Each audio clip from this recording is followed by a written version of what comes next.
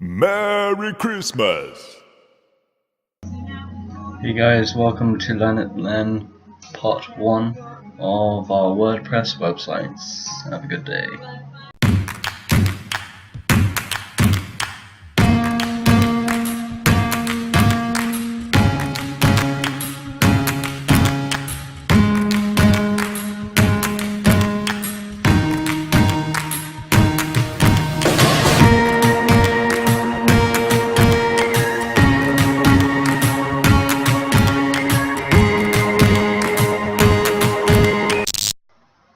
Hey guys, welcome to another LearnitLen video tutorial. Hold on, basically just want to apologize. I haven't been able to upload a video anytime within the last month, so I just want to say sorry. And this is once again just a reminder, a brief overview of how to understand WordPress in general. So yeah, enjoy. In this tutorial I'll be showing you how to simply make your WordPress website. Now, for those that don't know, in order to get set up with WordPress, it's quite a hefty process, but there are plenty of video tutorials on YouTube which show you how to do that, and basically I managed to do it. Luckily I know the stuff. No. And what you have to do is you have to make sure you get your domain and you've got a username and a password. And what that does is that domain, once you get your password and username for it, is it allows you to access something called a cPanel.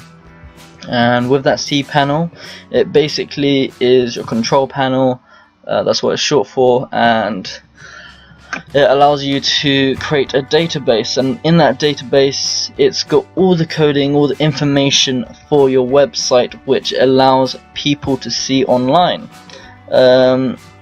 And basically this is all the online stuff, and this is all your local stuff.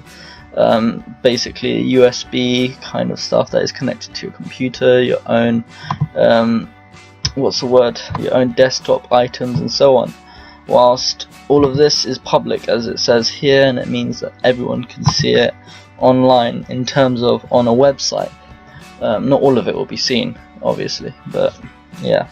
So that's basically something you would want to get into. If you ever do create a domain, try looking up on how to set up WordPress with that, or how to upload your HTML if you've ever created a website, for instance the ones I've showed you.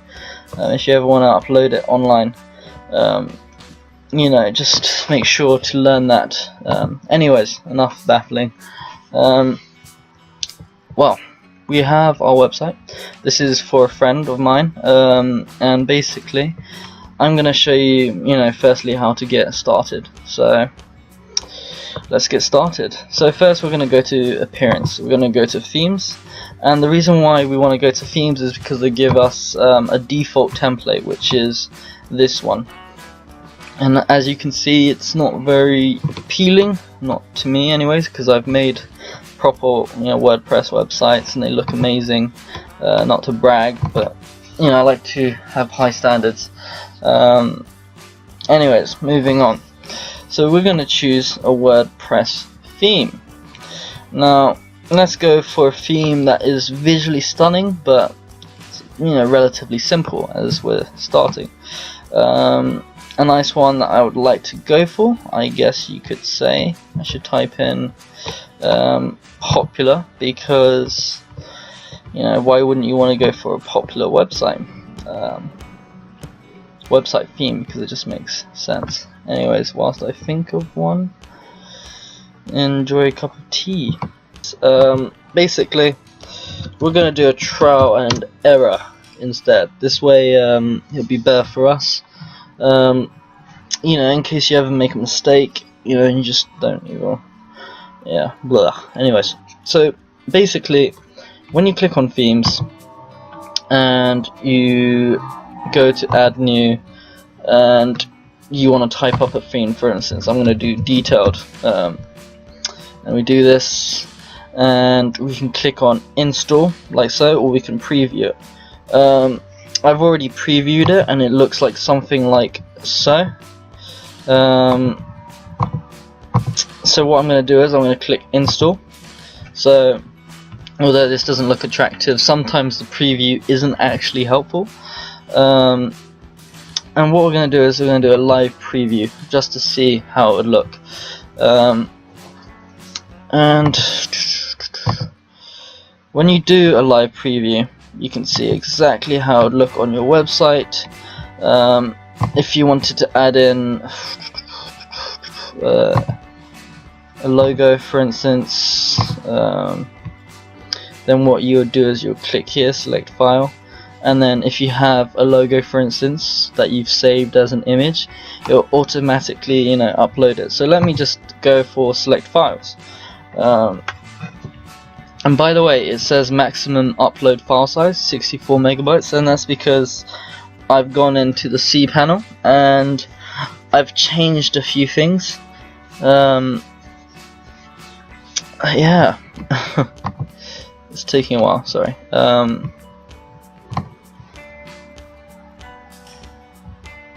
And we wanted to do this, for instance, like so. Choose image, save and activate, and there we go, we have an image. Pretty much everything you do can be customized. So if you click on customize like so, you can pretty much click on any of these. You can do this and go large, right, and what that would do is you just do save and publish. And what this will do is it will simply move everything here to the right hand side, which we don't really need to do. So I'm just going to exit that instead because I don't really care. But anyways, so you click on here for customize. You click on here if you ever want to create a new post or page or media. For instance, if I want to create a new page, I click on here. You can type in about us. Let's do that with a capital. Yep. And then we could add media if we wanted a header on it, for instance, which would create an image like, ooh, you do not want to go into that. What it would do is it would create an image that would come across like that, or it might create an image on the side depending on what theme you have installed. But anyways, I'm gonna type in about what to know about us, for instance, like that. And the good thing is you can change this depending on what you want to do. For instance, if you wanted to make it italic, you simply select, do that, and you could make it bold and it will stick out like that. If you want to have a line crossed through it and so on, or if you wanted quotations or block quote it, I mean, you could align it in the center like so, on the left hand side, the right hand side, add a link. You can remove link, you can insert read more tag, toolbar toggle, which is, let me explain this. An insert link is basically when you want to add a link to another website, or if you want to add in a link to God knows what. So for instance, if I wanted to add my website, this, I'll do copy and paste that into here like that, and you would apply. I don't want to do that because my friend does not want some random person's thingy. But anyways, I mean, he doesn't want my website. Why would he? It's a bit weird. We could insert a read more tag, so going like that, and then there would be a read more sign where people can click on it. You can have a toolbar toggle. It's quite endless, by the way. You can even add in featured icons like so, and it's just a good way to go about. In this theme, you can custom page the background. you could add in an image instead. If you didn't want to do this, for instance, if you didn't want to have this in the background, in fact, let me just publish this, just to save you guys a bit of brain power. By the way, this is going to be rushed. Alright, I'm not going to go into detail about this because a theme is quite simple. Creating a page is really quite simple.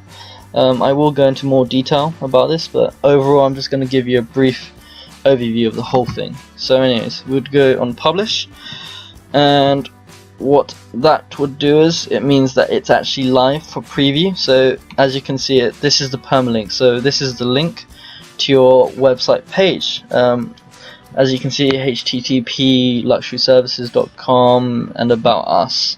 So you can just drag and drop it over here, or instead you could go to view page if you wanted to, see it on there instead of having to just drag and drop. I guess it would be easier, but I like to do this, and the reason being is because I do worry about if I click this, sometimes what it would do is it would change it on this page itself, which means that you can't just go in and out of changing it.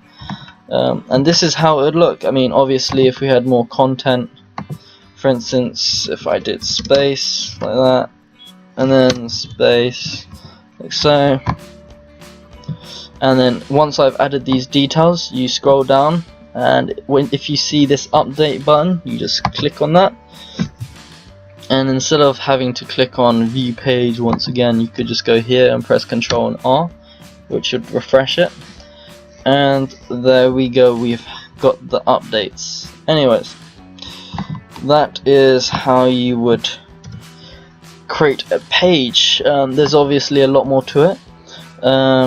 We've got sidebar layouts and so on, so if you ever wanted content, so for instance this is a sidebar where you have minimal content on the side, and then you've got the main content on, that take up about 2/3 of the page. So in this case it's giving you a lot of options, which is no sidebar, left hand sidebar, right hand sidebar, duo sidebars, 2 double sidebar on the left hand side, and I don't have to explain this. Sidebars, you can say left, blah blah blah, or you can just click on this in case one or the other does not appear. Page CSS, so page CSS is basically, if you've watched my other YouTube video tutorials where I talk in detail about CSS, the page CSS will basically enable you to make specific designs. So if you wanted to have like a moving background, you could use this, put in coding to use that. Oh yeah, and so as you can see, it updates the URL with whatever theme that you've got here if you've inserted it. What you could do instead is, if you upload a file and you want a specific image instead of this pinkish background, what you can do instead is you can upload your own image once again, and it can be of anything. So if I was to just do, I don't know, let's just do Notepad for instance, select and update, do control and refresh, and obviously you wouldn't see it now, and that's because it would require a bit more content, so that when the words kind of push down, then the image and the logo and everything like that will appear. At the moment, once again, I'm giving you an overview of everything in total. The post, so basically if you want to add in a post, it will keep you updated, and in order to do that, you would click on add new, about the company, and you can change the format. So if you wanted it to be on an aside, or if you wanted it to be as an image or a chat or a gallery, then you can select those, and what it would do is it would push it to the side. So that's a pretty neat trick that you can use with posts. Posts is basically something you would update on a regular basis. For instance, on my LearnitLen blog, if you click on my YouTube channel, you should be able to see it.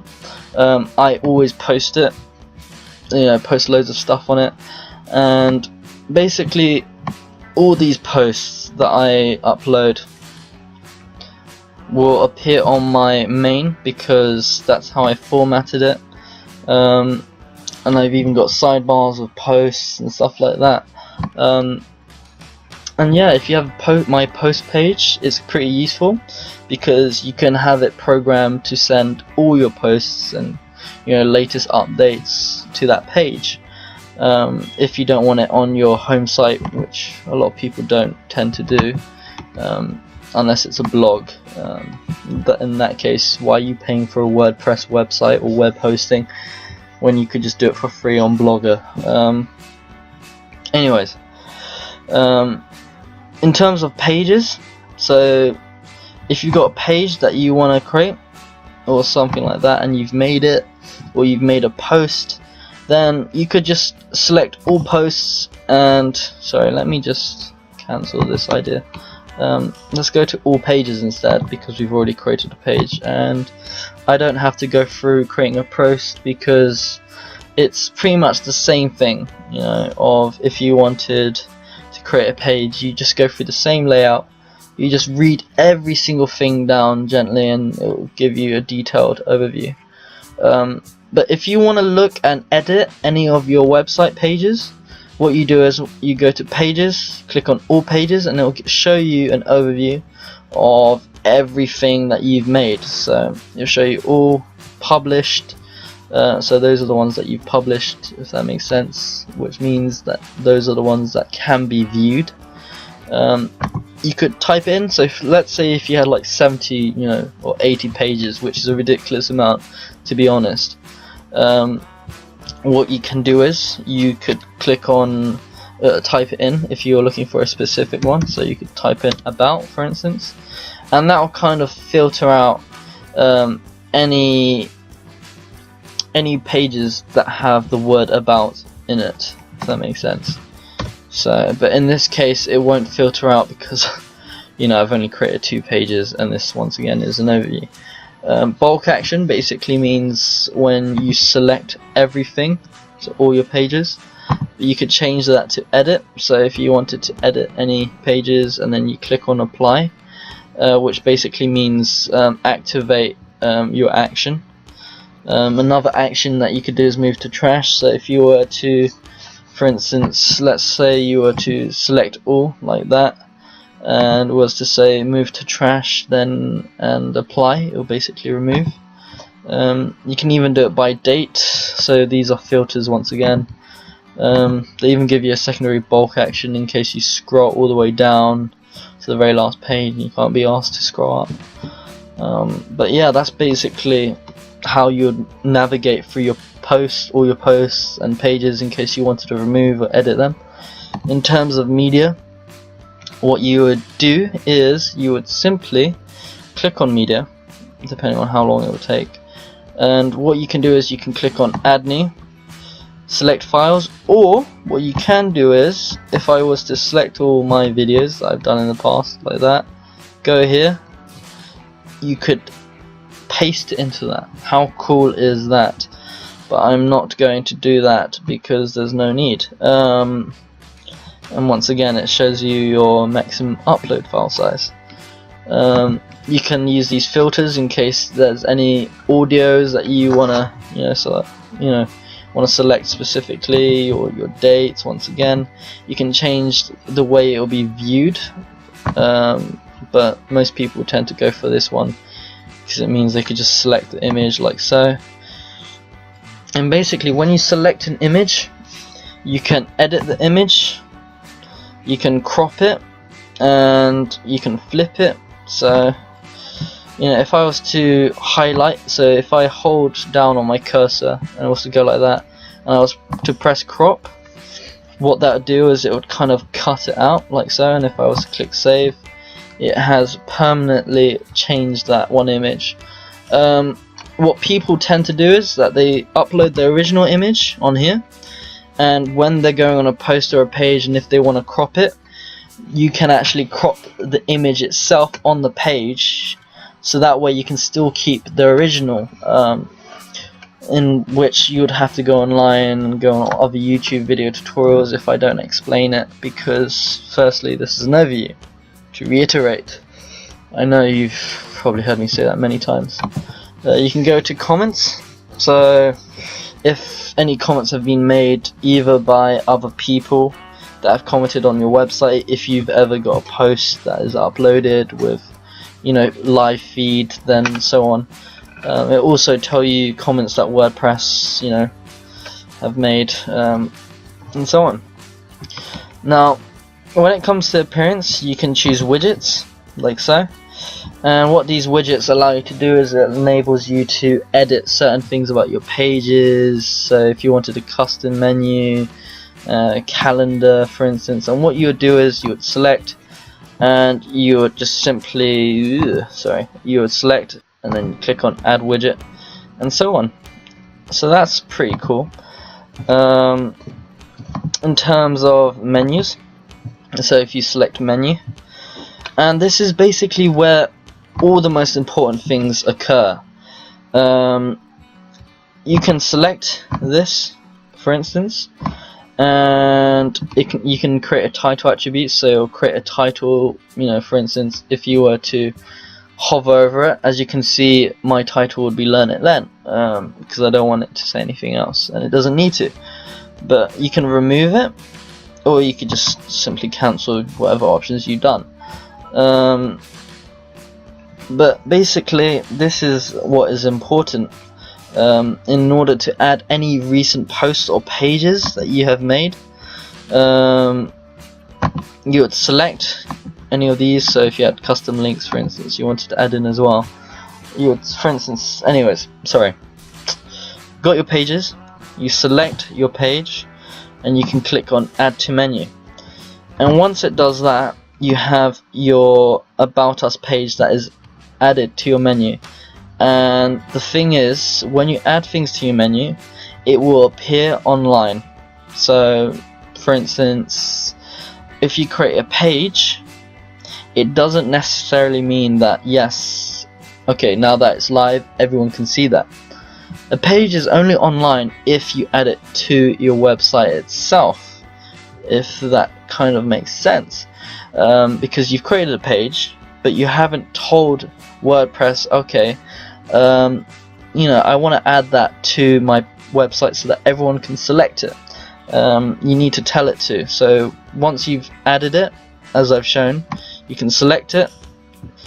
You can, you know, hover where you want it on your website. And the thing is, when you do this, when you hover in a standard view like the way I've done, create menu, and you go here, and you go to, one sec, let me go to my website. So if you click here, you can click on visit website, or you can just simply click on it and it will take you straight to your website. As you can see, this is a really bad template that I've chose. I mean bad theme, sorry.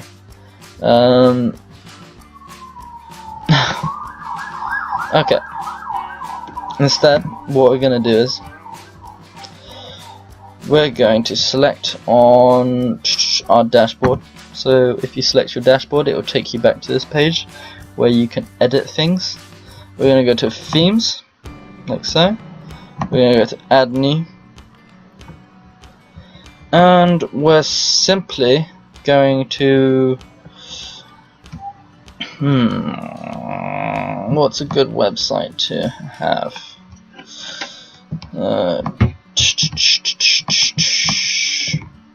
So service, let's just do service. Okay.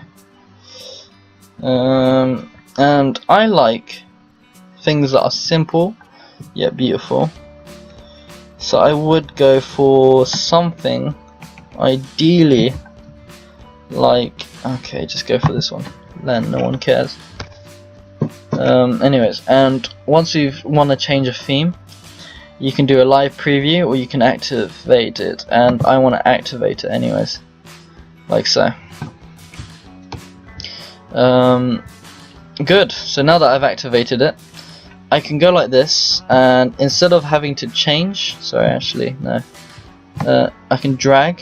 So if you hold down with your cursor, you can drag it, and then you can go here, and that way you can still remain here on the themes page if you ever want to make amendments. Because the issue is, when you go to add new and stuff like that, it will take you to a new page, and then if you try installing a theme and going back, it will take you straight to this site here, and then you're like, damn it, there was another theme that I want to check out or something like that. Then yeah, it would be a pain in the ass.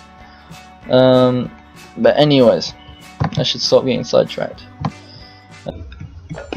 Hey guys, just to stop you there, because clearly the video has gone on for too long, so yeah, we're up for part 2 of your basic WordPress tutorial. About 40-minute guide to pretty much understanding WordPress.